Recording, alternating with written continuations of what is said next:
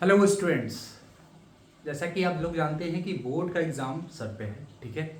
और इसमें सबसे इम्पोर्टेंट बात ये है आप लोगों के लिए कि एग्ज़ाम तो सबको देना है, बट उसमें होता क्या है ना कि आपका जो भी कंटेंट है एग्ज़ाम में, कुछ चीज़ें जो है बच्चों बहुत महत्वपूर्ण है जो कि आप लोगों को ध्यान रखना चाहिए, ठीक है। तो पहले एक बात है कि हम कौन कौन सा गलतियाँ नहीं करें जिससे मेरा जो है मार्क्स नहीं कटेगा और मार्क्स जो है इम्प्रूव हो जाएगा, मतलब मार्क्स जो है मेरा हाईएस्ट आ जाएगा। उसके लिए बच्चों कुछ कॉन्सेप्ट है, जो कुछ टिप्स है जो कि आपको हमेशा ध्यान रखना है। पहली बात कि सर एग्ज़ाम में क्या क्या इंपॉर्टेंट है। बच्चों एग्ज़ाम में तो पढ़ना सबको है, सारे बच्चे पढ़ते हैं, बट उसमें किसी किसी बच्चे का जो है हाईएस्ट मार्क्स आता है। उसके लिए सबसे इंपॉर्टेंट बात ध्यान रखना है कि एग्ज़ाम में सबसे इंपॉर्टेंट है क्या सर। एग्ज़ाम बोर्ड एग्ज़ाम में सबसे इंपॉर्टेंट है क्या। तो दो चीज़ें बच्चों कि आपके पास जो भी कंटेंट है, आपके पास जो भी कंटेंट है, ठीक है, उसका मार्केटिंग आप कैसे करते हो, मतलब उसको रिप्रेजेंट कैसे करते हो, उसको आप आंसर शीट में लिखते कैसे हो, इस बात को ध्यान रखना है बच्चों। और इसके लिए सबसे पहले ध्यान रखिएगा कि जो आपके पास जो शीट मिलता है ना, जो आपके पास शीट मिलता है बच्चों लिखने के लिए, तो उसमें सबसे पहले आप क्या करेंगे, एक ब्लू कलर का पेंसिल लेके जाएंगे और जो भी आपके पास आंसर शीट आएगा सबसे पहले इसमें एक जो है लाइन खींच लेंगे ब्लू कलर का। इससे क्या होता है, टीचर का जो अटेंशन होता है ग्रैब होता है, ठीक है, और थोड़ा सा ज़्यादा अट्रैक्टिव लगता है, आपका मार्केटिंग बेहतरीन होगा, ठीक है, जिससे आपका जो टीचर ना चाहकर भी आपको मार्क देने के लिए मजबूर हो जाएंगे।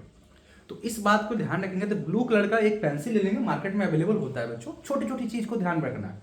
उसके बाद क्या करना है कि अगर आप यहाँ से लिख रहे हैं क्वेश्चन नंबर 1 लिख रहे हैं और यहाँ पे लिख रहे हैं कि आप लघुत्तरीय क्वेश्चन हिंदी बोलते हैं और इंग्लिश में बोलते हैं शॉर्ट आंसर जो होते हैं, शॉर्ट टाइप आंसर जो होते हैं, शॉर्ट टाइप क्वेश्चन जो आंसर करते हैं, तो यहाँ पे आप टॉपिक बनाएंगे, यहाँ पे आप टॉपिक बनाएंगे शॉर्ट टाइप आंसर या लघुत्तरीय आंसर यहाँ पे, और यहाँ पे भी ब्लू कलर का आप एक अंडरलाइन खींच देंगे।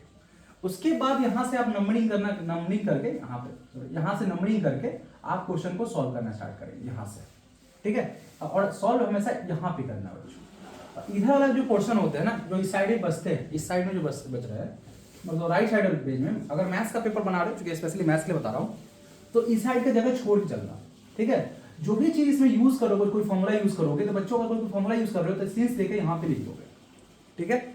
एक बहुत इंपॉर्टेंट बात और भी ध्यान रखेंगे बच्चों, एक इंपॉर्टेंट बात और भी ध्यान रखेंगे कि अगर कोई क्वेश्चन अगर सपोज करें कि शॉर्ट आंसर हम लिख रहे हैं, ठीक है, और शॉर्ट आंसर लिख रहे हैं और मेरा A4 शीट में ऐसे है कि अगर शॉर्ट आंसर लिख रहा है और A4 शीट मेरा मिला हुआ है ना, शॉर्ट आंसर अगर हम लिख रहे हैं बच्चों, और शॉर्ट आंसर में एक चीज ध्यान रखना है कि हम लिख रहे हैं और ऐसा हुआ कि मेरा जो है पेज में यहाँ से लिखते जा रहे हैं और यहाँ पे खत्म हो गया, और यहाँ पे हम लोग क्या करते हैं, लॉन्ग आंसर लिखना शुरू कर देते हैं। बच्चों ऐसा गलती ना करें।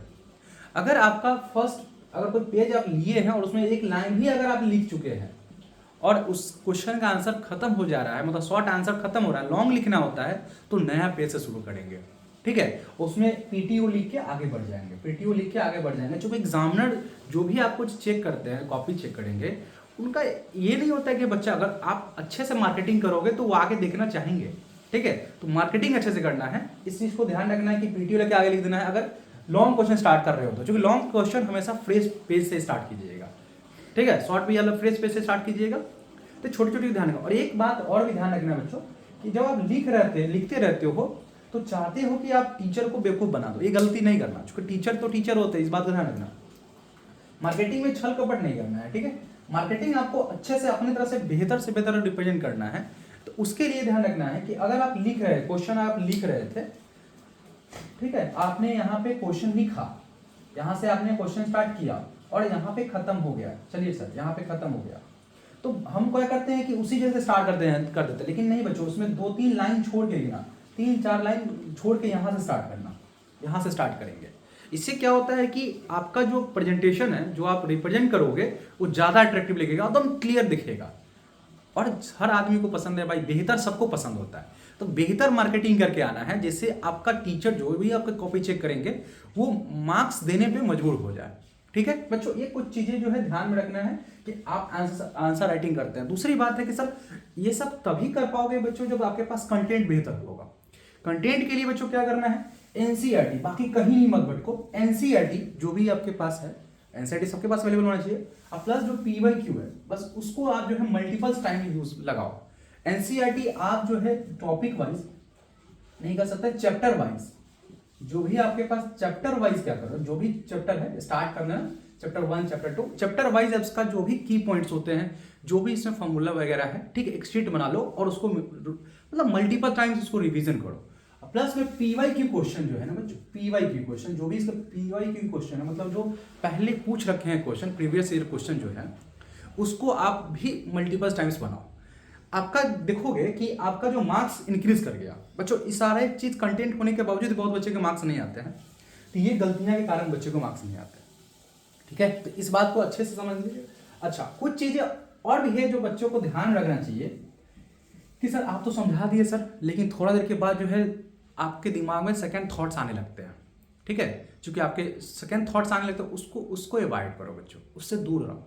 सेकंड थॉट्स आने के लिए बच्चों ध्यान रखना है, ताकि जैसे आपको कोई टीचर समझाए, जैसे मैं आपको बता दिया कि कैसे कैसे करना है, फिर आप जो है किसी और से मिलोगे, या कोई आपके दोस्त बोलेंगे कि पढ़ रहे हो, वो किसी से बात करोगे, वो बताएगा कि मैं ज़्यादा पढ़ा हूँ, तो तुम बताओगे कम पढ़े होगा, तो इससे भी तुम क्या होगा, परेशान हो जाओगे और सेकेंड थॉट्स आना स्टार्ट हो जाता है। सो सेकेंड थॉट्स आने के लिए जो आपका सेकेंड थॉट्स ना आए, इससे कारण होगा कि आप जो है कुछ चीज़ों को बंद कर दो। जैसे पहला, जो भी आपके पास फ्रेंड है उनसे मिलना जुलना बंद करो। अगर मिल भी रहे हो तो अपनी बातें मत बताओ कि हम क्या पढ़ रहे हैं और कितना पढ़ रहे हैं, ठीक है। दूसरी बात, जितने सारे आप फोन वगैरह हैं, इस लेक्चर के बाद देखने के बाद फोन वगैरह जो है ध्यान रखना इसको कम ही यूज करो। आप जितने भी स्क्रीन है, ठीक है, जितने भी स्क्रीन है उससे आप अलग हो जाओ, ठीक है। दूसरा जितना फ्रेंड है और जो भी रिलेटिव वगैरह उससे भी आप दूर हो जाओ। अभी क्या है ना कि अगर ये लोग से मिलोगे तो ये लोग अपने बातें बताएंगे, तो आपके मन में सेकंड थॉट्स आना स्टार्ट हो जाएगा। जैसे सेकंड थॉट्स आने लगेंगे, फिर आपका जो है माइंड जो है डिस्टर्ब हो जाएगा। बहुत सारे बच्चे बोलते हैं सर हम कंसिस्टेंट नहीं रह पाते हैं, मतलब समझ, जो टीचर अगर चाहे कोई अगर मेंटरशिप अगर समझाता है तो समझ में तो आ जाता है, बट कुछ ही देर के बाद भूल जाते हैं। इसका मेन रीजन है बच्चों सेकंड थॉट्स आना।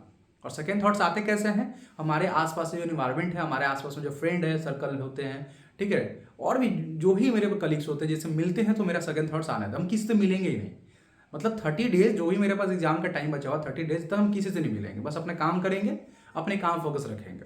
क्योंकि जैसे ही मिलेंगे फिर वो अपनी बातें बताएगा, फिर मेरा मन जो है वो उसकी तरफ सोचने लगेगा, फिर मेरे दिमाग में थॉट्स सेकंड थॉट्स आने लगेंगे।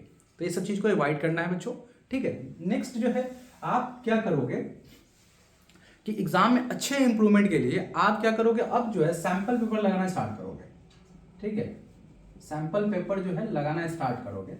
सैंपल पेपर जो है आप कम से कम एग्जाम में जाओगे, सैंपल पेपर मिनिमम की बात कर रहे हैं 10 सैंपल पेपर लगा के जाओगे, मिनिमम 10 सैंपल पेपर लगा के जाओगे। जिससे क्या होगा कि आपको ये आइडिया रहेगा कि एग्जाम में क्वेश्चन पूछे क्या है, तो उसका पैटर्न क्या है, आपको ये सारा प्रोसेस आपका रिवीजन होकर रह जाएगा, ये सारा प्रोसेस आपका इंप्रूव होकर जाएगा। इसलिए सैंपल पेपर लगा लेना बच्चों, ठीक है। तो ये ओवर वाले कुछ चीजें जो है नहीं करना है, ठीक है। और दूसरी एक लास्ट बात बता रहा हूँ बच्चों, होता क्या है ना, कुछ बच्चे क्या करते हैं एग्जाम के दिन, जिस दिन जाते हैं एग्जाम के दिन, लास्ट में क्या करते हैं कि किताब लेके चले जाते हैं सेंटर पे।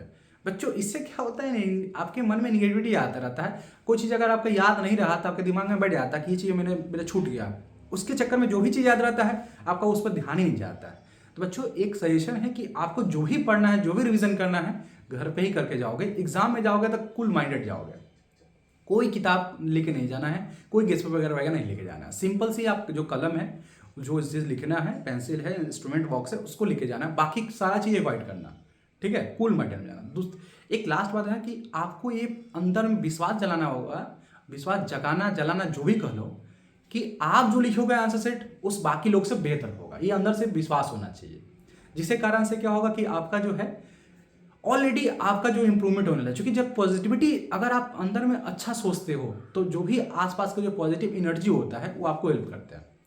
तो इस सब चीज़ को ध्यान रखना है बच्चों, सारे पॉइंट्स को आप अच्छे से ध्यान रखेंगे और आप ये श्योर करोगे सर एग्जाम के बाद कि सर ये छोटी छोटी चीज़ को जो हम इंप्रूव, मतलब छोटी छोटी चीज़ को जो हम ठीक किए हैं सर, इससे मेरा मार्क्स इंप्रूव हो गया है। बच्चों आप कहीं भी पढ़ रहे हो, कुछ कहीं भी किसी क्वेश्चन पढ़ रहे हो, ये सारे पॉइंट्स को आप अच्छे से करना, ठीक है। आप देखोगे कि आपका अंदर में जो बिलीफ सिस्टम होगा धीरे धीरे बढ़ जाएगा। बच्चों अच्छे से स्कोर करके आपको एग्जाम में आएगा। ठीक है बच्चों, तो आप इसी के साथ जो है, अच्छा एक चीज़ और मैं बता देता हूँ, मैं आपको अब इसमें टारगेट के हिसाब से डेली आपको एक होमवर्क दूंगा, जिसमें आपको कुछ क्वेश्चंस वगैरह होंगे जिसको रोज मल्टीपल टाइम्स आपको रिवीजन के पॉइंट ऑफ व्यू से, और एग्जाम के लिए भी बहुत इंपॉर्टेंट पॉइंट ऑफ व्यू से मैं आपको कुछ क्वेश्चन दूंगा डेली वर्क में, है ना। 5 से 10 क्वेश्चन दूंगा, उसको आपको डेली सॉल्व करना है। बाकी सारे चीज को अवॉइड कर लो, बाकी कहीं भी किसी मत मिलो, ठीक है। सब सारी चीज स्क्रीन वगैरह से जितने भी दूर हो जाओ बच्चों। आपके पास एक अगर अच्छे रिजल्ट आ जाएंगे, अपने आप को इम्प्रूव करने का समय है, अपने आप को प्रूव करने का समय है, अपने आप को दिखाना है कि हम कितना कर सकते हैं। ठीक है, तो ऑल द बेस्ट बच्चों, अच्छे से एग्जाम देना, सारे पॉइंट्स को ध्यान में रखना। ठीक है बच्चों, आप छोटी छोटी चीज गलतियों से बचेंगे। ठीक है बच्चों, ऑल द बेस्ट।